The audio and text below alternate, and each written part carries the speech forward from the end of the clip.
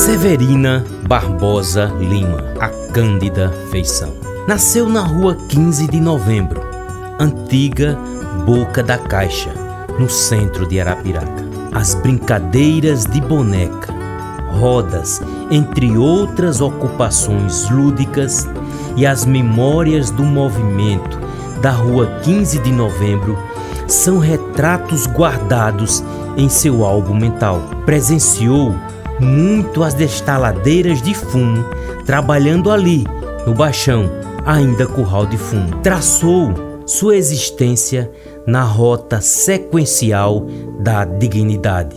Nunca desviou desse caminho e nunca deixou de contemplar as flores silvestres que adornam a paisagem longínqua da linha do tempo. Casou-se com uma lenda do alvinegro, Panquela, ponta esquerda, que jogou no time do Asa de 1959 a 1966.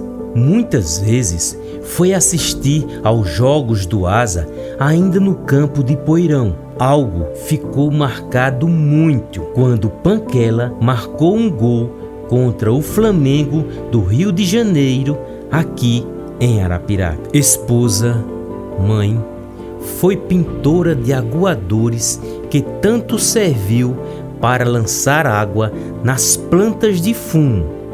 Comerciante de artesanato em frente ao antigo supermercado Balaio, na rua 30 de Outubro, Centro. Costureira, angelical na paz que sempre transmite.